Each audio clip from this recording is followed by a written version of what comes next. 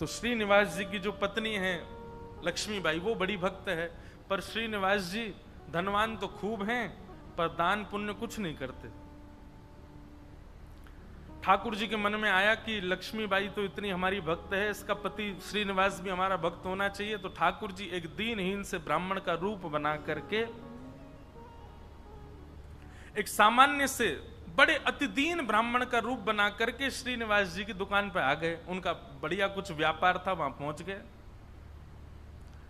श्रीनिवास जी बोले, कहिए विप्र देवता, क्या सहायता करें आपकी? बहुत ध्यान से सुनिएगा।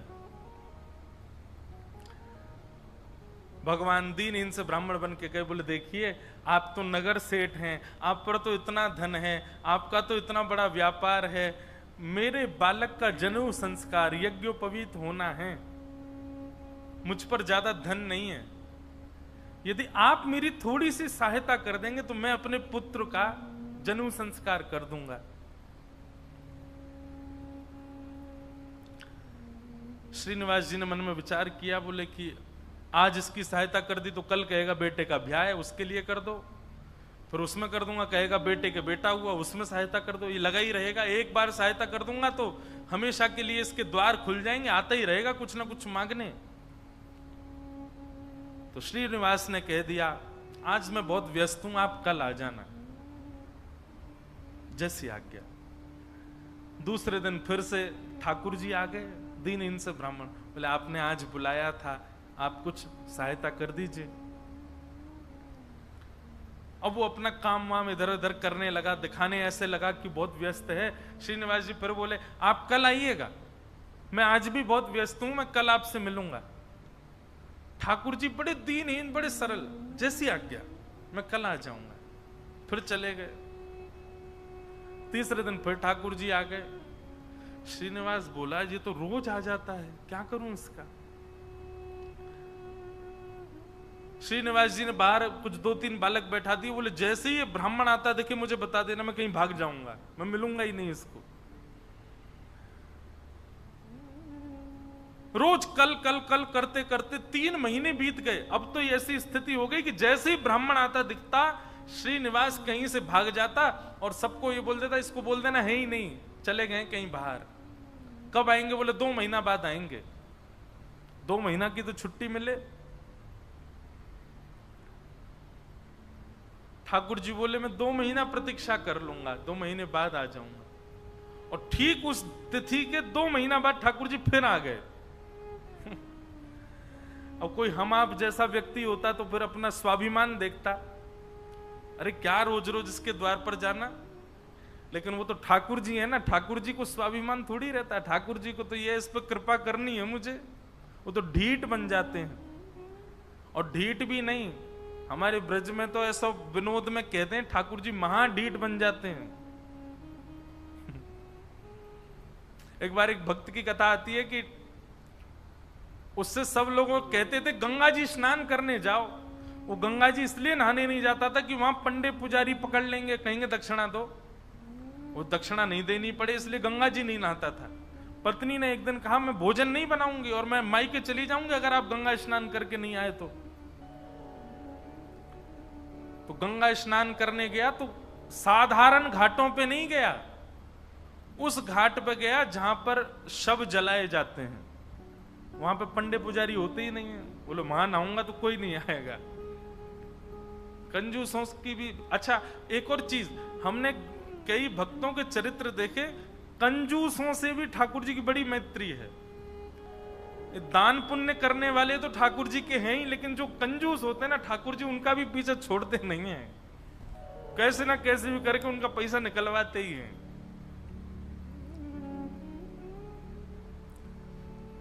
ये किसी अन्य भक्त की कथा है कि वो फिर मरघटा में गया, शमशान के घाट पर जाकर के जैसे ही डुबकी लगाई और डुबकी लगा के बाहर आया तो ब्राह्मण का वेश धारण करके ठाकुर जी आ गए।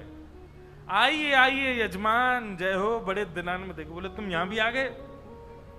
बोले हम तो सब जगह रहते हैं। लाओ लाओ भैया, आज हमारी सुबह से किसी ने तिलक बिलक नहीं किया, लाओ चलो कुछ दक्षिणा दो। वो कथा बड़ी लंबी है, बड़ी प्रसिद्ध भी है। उसने कहा घर आ जाना, तो ठाकुर जी घर पहुंच गए। पत्नी ने कहा बाहर ब्राह्मण खड़ा है, उसको दक्षिणा देनी है। कंजूस व्यक्ति बोले उनसे कह दो आज बीमार हैं, कल आ जाएगा। पत्नी ने जाके कह दिया, बोले हमारे पतिदेव तो बीमार हैं। बोले यजमान बीमार हो गया, मैं तो यहीं बैठ करके उसका अनुष्ठान करूंगा, जब तक ठीक नहीं हो जाएगा अनुष्ठान करता रहूंगा मैं। ठाकुर जी भारी जपमाला लेकर के बैठ गए। पत्नी ने अंदर जाके बताया, बोले वो तो बाहर अनुष्ठान कर रहे हैं, तुम ठीक हो जाओ तब जाएंगे। मन में विचार करने लगा, बोले जाएगा नहीं। सुनो, बाहर जाके उसको कह दो पतिदेव तो पधार गए, भगवत धाम चले गए।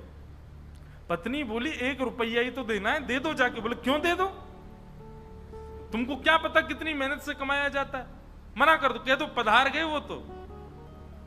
पत्नी बेचारी थोड़ी रोती रोती सी गई, बोले आप अब चले जाओ, पतिदेव तो पधार गए। ठाकुर जी बाहर ब्राह्मण बन के बैठे। ठाकुर जी बोले मेरे यजमान पधार गए, अंतिम संस्कार मैं करा के जाऊंगा, मेरे यजमान है, उनकी शव यात्रा में जाऊंगा, उनकी अर्थी मैं बनवाऊंगा, चिता में लकड़ियां मैं लगवाऊंगा, अपने हाथ से एक एक लकड़ी रखवाऊंगा, और मैं वेद मंत्र बोलूंगा, मेरे मंत्रों के उच्चारण से उनके अग्नि संस्कार होगा। मुझे नहीं चाहिए दक्षिणा, आप मत देना मुझको, अब मैं मुफ्त में उनका संस्कार करा के जाऊंगा। पत्नी दौड़ी दौड़ी गई, बोले 1 रुपया निकाल के दे दो, वो तो संस्कार कराने को तैयार है तुम्हारे।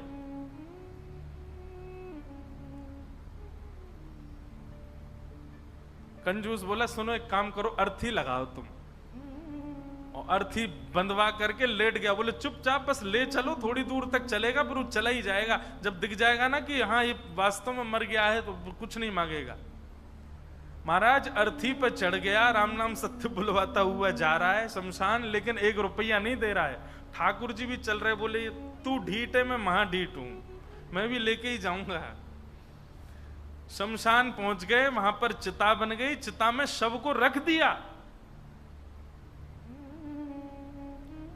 उसका छोटा बच्चा वो अपने पिता के पास जाके, पिताजी दे दीजिए ना, वो यहीं खड़ा है, वेद मंत्र बोल रहा है, आपके सारे तो पिंडदान करवा दिए उसने, अब दे दीजिए उसको। बोले तू कुछ मत कर, तू परिक्रमा लगा के चिता में अग्नि लगा, जैसे ही थोड़ी अग्नि प्रज्वलित होगी चला जाएगा, मैं उठ के बाहर आ जाऊंगा। बालक ने जैसे ही चिता में अग्नि लगाई, चिता जलने लगी। ठाकुर जी के मन में विचार आया, बोले भैया भगत, मैं हारा तू जीता, तू निकल के बाहर आ। तुरंत उसका हाथ पकड़ करके खींचा और ठाकुर जी अपने रूप में प्रकट हो गए। वाह भाई, तेरी कंजूसाई पर हम तेरे पर न्यौछावर हो गए, वाह ऐसी कंजूसाई, ऐसे अद्भुत अद्भुत भक्त हुए ठाकुर जी के। तो ऐसे ही थे ये श्रीनिवास। 6 महीना तक ब्राह्मण को लटकाए रखा, लेकिन उसको पैसा नहीं दिया। लेकिन रोज आकर के बैठ जाएं ठाकुर जी, तो बोले मेरे बेटे का यज्ञोपवीत होना है, कुछ दे दीजिए। श्रीनिवास ने कहा इससे बचने का कोई और उपाय ढूंढना पड़ेगा। और उसने क्या किया, खोटे सिक्के जो कहीं नहीं चलते, खोटे सिक्के, पुराने सिक्के जो जिनका कहीं अस्तित्व नहीं है, जिनको कोई लेता तक नहीं है, उनकी 2 थैलियां बना करके, 2 पोटलियां बना करके रखी। और आज जैसे ही भगवान आए तो दोनों पोटलियां उनके हाथ में थमा दी। बोले ये लो पैसा, तुमने मांगा मैंने दिया, अब कल से मत आना यहां पर। ठाकुर जी तो सब जानते हैं, अंतर्यामी। भगवान ने जैसे ही देखा, कहा बोले ये तो खोटे सिक्के हैं, ये तो कहीं चलेंगे ही नहीं, इनका तो कोई प्रयोग ही नहीं होगा। बोले देखो बात हुई थी धन देने की, धन मैंने दे दिया, अब खोटा दूं अच्छा दूं ये मेरे ऊपर है। तुम मंगता हो, मैं दानी हूं, मैं चाहे जो दूं, तुम मना नहीं कर सकते, लेके जाओ इनको। ठाकुर जी बोले कृपा तो इस पर मुझे करनी है, चाहे जो हो जाए। ठाकुर जी चुपचाप श्रीनिवास के घर पहुंच गए, और घर जाकर के उनको पता था कि पत्नी परम भक्ता है, उसके आगे जाकर के ठाकुर जी तो रोने लगे और रोते रोते बोले 6 महीना से श्रीनिवास जी मुझको रोज बोल देते हैं कल आओ कल आओ कल आओ, और 6 महीना बाद आज मुझको ये फूटी हुई कौड़ियां दे दी हैं, खोटे सिक्के दे दिए, कहीं नहीं चलेंगे, मैं अपने पुत्र का कैसे करूं यज्ञोपवीत संस्कार। वो तो परम भक्ता थी, उसका हृदय तो इतना द्रवित हो गया, इतनी व्याकुल हो गई, क्या करूं, मेरे द्वार पर ब्राह्मण देवता मांगने के लिए आए हैं और 6 महीना से परेशान ब्राह्मण देवता हैं। तुरंत दौड़ करके भीतर गई और अपनी अलमारी के अंदर से उनके पिता ने एक सुंदर नासिका में पहनने वाला एक क्या बोलते हैं उसको, नथनी, वो नथनी उनको दी थी जिसकी कीमत हजारों लाखों में थी उस समय पर। मतलब कि अगर उसको बेच दिया जाए तो खूब सारा धन लिया जा सकता था, इतनी महंगी। अंदर तिजोरी के अंदर वो छुपा करके रखी थी श्रीनिवास ने ही। तुरंत वो तिजोरी से निकाल करके और अपनी जो नथनी थी ब्राह्मण देवता को प्रदान कर दी। बोले आप इसको ले जाइए और आप अपने पुत्र का बड़े प्रेम से आनंद से यज्ञोपवीत संस्कार करो। ठाकुर जी तो बड़े प्रसन्न हो गए। ठाकुर जी उस नथनी को लेकर के सीधे श्रीनिवास की दुकान पे ही गए और दुकान पे जाके बोले देखो आपने तो खोटे सिक्के दिए, उनसे तो कोई काम बन नहीं रहा, अब मुझे एक दानी ने एक स्वर्ण की सामग्री दी है, आप उसको गिरवी रख करके मुझे 100 सोने की मोहर दे दो। श्रीनिवास बोला दिखाओ क्या दिया है। तो जैसे ही वो नथनी दी, वो नथनी तो देखते ही वो समझ गया ये तो मेरी पत्नी की है। उसने घुमा घुमा करके देखा और उसने मन में आया, बोले पत्नी है भी ऐसी, बड़ी सीधी है, भोली है, भक्त है, ये जरूर घर जा करके रोया होगा और उसने इसको निकाल, लेकिन उसने मुझसे पूछे बिना दे दी। श्रीनिवास ने कहा ठीक है मैं देता हूं, रुको। भीतर गए और अपनी दुकान की तिजोरी में ले जा करके वो नथनी श्रीनिवास ने रख दी और बाहर आकर के कहा अभी मुझ पर मोहर नहीं है, आप कल आइए, कल 100 सोने की मोहर लेकर के जाइएगा मुझसे। भगवान बोले कल दे देंगे ना आप? बोले पक्का दूंगा, मैंने आपकी रख ली ना, नथनी अपने पास रख ली, सोने की मोहर कल दूंगा, अभी जाओ। ठाकुर जी तो वहां से चले गए। श्रीनिवास क्रोध में तिलमिलाता हुआ, आंखें लाल पड़ी, चेहरे का ताम्रवर्ण हो गया, घर पहुंचा अपने। घर में जाती चिल्लाने लगा कहां हो, बाहर आओ निकल करके। पत्नी दौड़ी दौड़ी आई, क्या हुआ क्या हुआ? बोले सुनो, तुम्हारे पिता ने जो तुमको नथनी प्रदान की थी बड़ी बहुमूल्य, उसमें बहुत सारे रत्न लगे हैं, बहुत सुंदर एक हीरा लगा, जरा लेके तो आना, मुझे देखनी है वो। अब पत्नी घबराने लगी, बोली वो तो मैंने ब्राह्मण को दे दी और श्रीनिवास अपनी तिजोरी में रख करके आए थे। इधर उधर घूमने लगा और बार बार पूछे कहां है नथनी, जल्दी लेकर के आओ। पत्नी घबरावे, थोड़ी देर में बोला यदि तुम लेकर के नहीं आई तो तुमको जीवित गाड़ दूंगा मैं, तुम्हारी मृत्यु कर दूंगा मैं, जल्दी लेकर के आओ, भीतर जाओ। श्रीनिवास का क्रोध देख करके जो लक्ष्मीबाई उनकी पत्नी थी वो कक्ष के भीतर गई, अंदर से किवाड़ लगा करके खूब रुदन करने लगी, स्मरण करने लगी, हे जगतनाथ, हे प्राणनाथ, मैंने अपराध किया है कि मैंने अपने पति से बिना पूछे घर की सामग्री किसी को दे दी, पर वो किसी दरिद्र व्यक्ति को तो नहीं दी, किसी गलत स्थान पर तो नहीं दी। एक ब्राह्मण बेचारा केवल अपने परिवार का पालन करने के लिए कुछ मांग रहा है, 6 महीने से परेशान था, उसको यदि मैंने दी, इसमें भी आपकी सेवा का भाव रखा मैंने, क्योंकि मैंने सुना है कि ब्राह्मण आपके मुख हैं, कोई ब्राह्मणों की सेवा करता है तो वो आपके मुख की सेवा के समान होता है। मुझसे अपराध तो हो गया है नाथ, लेकिन मैंने तो आपकी सेवा के लिए किया है।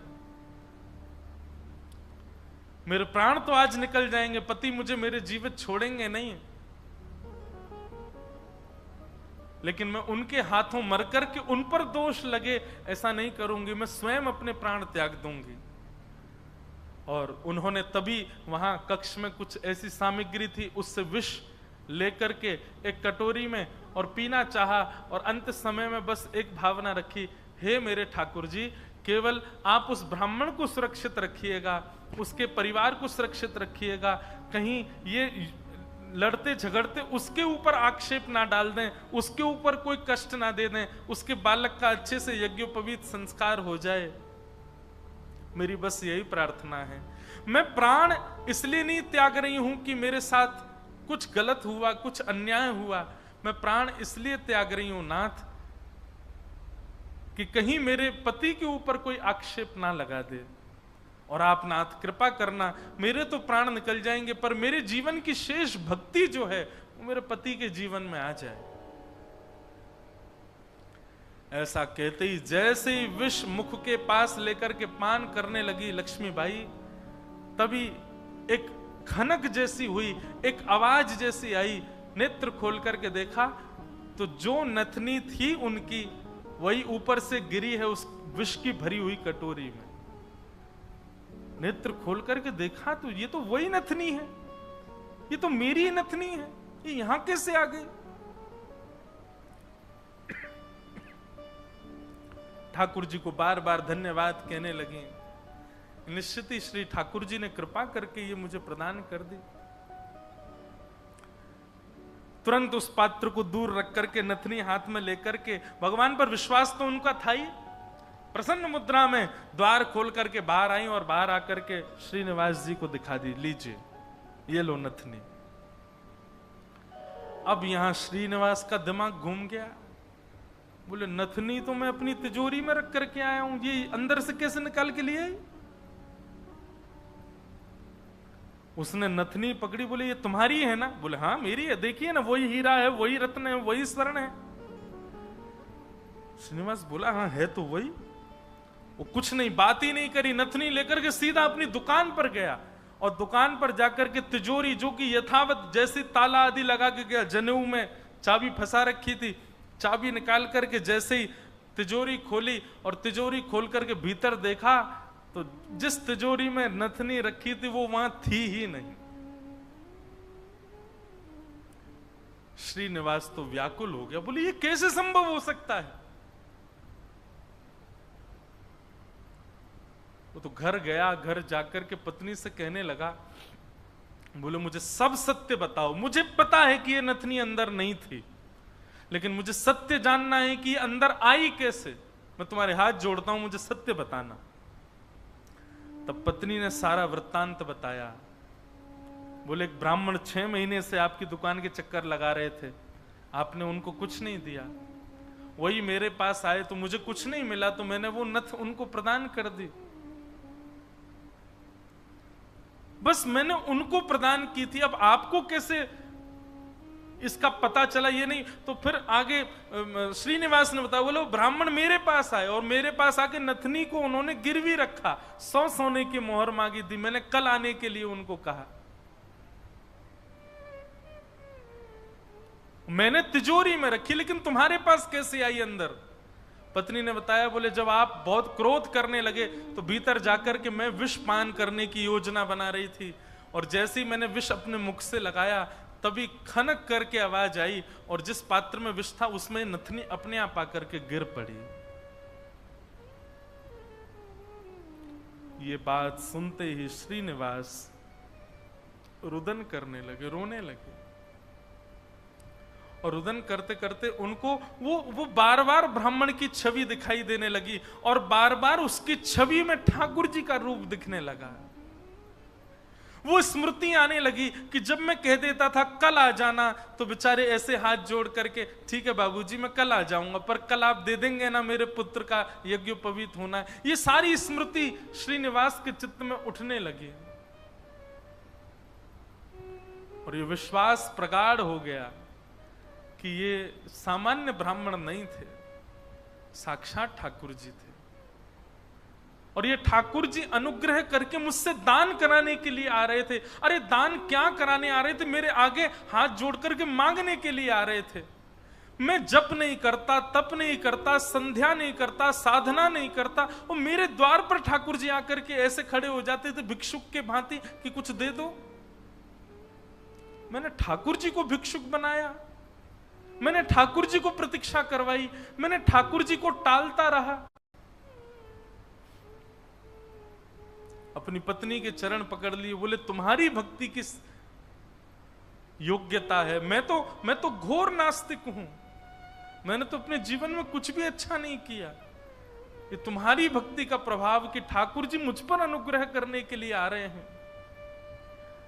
मैंने ठाकुर जी को टहलाया, मैंने ठाकुर जी से प्रतीक्षा करवाई, मैंने ठाकुर जी को इतना कष्ट दिया इस संपत्ति के लिए, इस धन के लिए।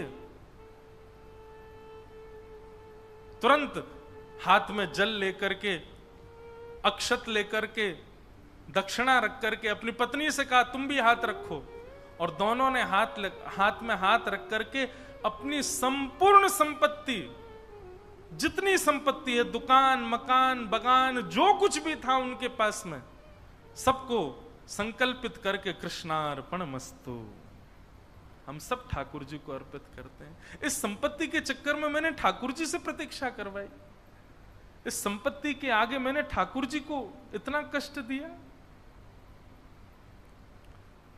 और उसी दिन से ही श्रीनिवास की स्थिति ऐसी हो गई कि अपना जितना धन था धीरे धीरे धीरे धीरे करके ब्राह्मणों में, संतों में, वैष्णवों में, अयोग्यों में, गरीब कन्याओं के विवाह में, गरीब बालकों की पढ़ाई में करते करते करते करते एक तो होता है कि इतना खर्च करें कि हमारा घर भी चले, पर नहीं, इसकी तो ऐसी स्थिति हो गई कि अब वो कुछ रखते ही नहीं है अपने पास। अपनी दुकान भी बेच दी, अपनी सारी संपत्ति बेच दी, एक दिन अपना घर भी बेच दिया। परिवार के लोग धीरे धीरे कोसते कोसते दूर होने लगे। अरे क्या बुद्धि हो गई तुम्हारी, सब बेच दिया।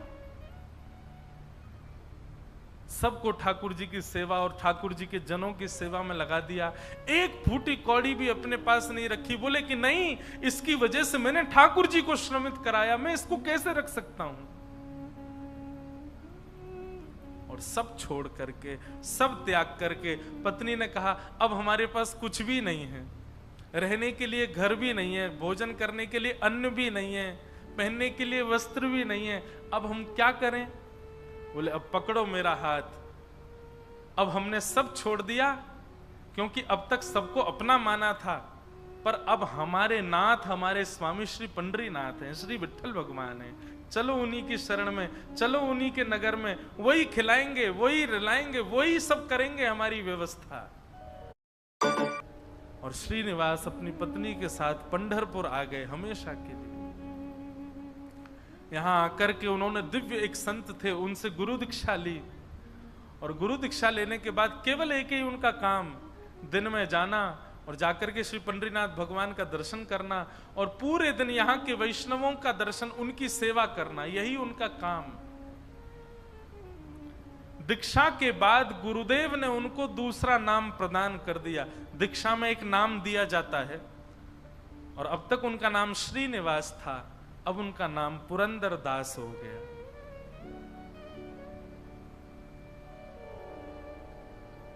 श्री पुरंदर दास चंद्रभागा नदी के तट पर बैठे रहते, दिन भर विठ्ठल विठ्ठल विठ्ठल विठ्ठल विठ्ठल बस चिंतन करते, और उस स्वरूप का ध्यान करते जो ब्राह्मण रोज अपने हाथ फैला करके दुकान पर आता था। चार लोगों को बैठ करके बताते कि मेरी दुकान पर कैसे ठाकुर जी आते थे, और मैं नालायक, मैं दुष्ट प्राणी, मैं रोज उनसे कहता था कल आ जाना, कल आ जाना। अरे मैंने कितना बुरा किया, लोग खड़े करके दिखवाता था, दूर से दिख जाते तो मैं भाग जाता था। मेरे द्वार पर साक्षात जगन्नाथ आते थे, और मैं उनके साथ ऐसी लीला करता, ऐसा कपट करता था। उस कपट का ही दंड दे रहा हूं खुद को। और उसी स्थिति में रहते रहते रहते रहते श्री पुरंदर दास जी एक कवि के रूप में निर्मित हो गए, और ठाकुर जी की सुंदर सुंदर रचनाएं लिखने लगे। सुंदर सुंदर पदावली, सुंदर सुंदर भाव, लेकिन पुरंदरदास जी का यह भाव है कि वो अधिकतर रचनाएं कन्नड़ भाषा में ही लिखते थे और सुंदर रचनाएं करके श्री पंढरीनाथ भगवान को सुनाया करते थे। पंढरपुर आने वाले भक्त पुरंदरदास जी की रचनाएं सुनकर के आनंदित हो जाते थे और श्री पंढरीनाथ भगवान के सन्मुख कीर्तनकार जा जा करके उस रचनाओं को गाया करते थे। इस प्रकार पुरंदरदास जी अपना जीवन शेष समय एक कवि के भांति भगवान लीला चिंतन करते करते उन्होंने ठाकुर जी के श्री चरणों में अपने प्राणों का परित्याग कर दिया। कहने का अभिप्राय,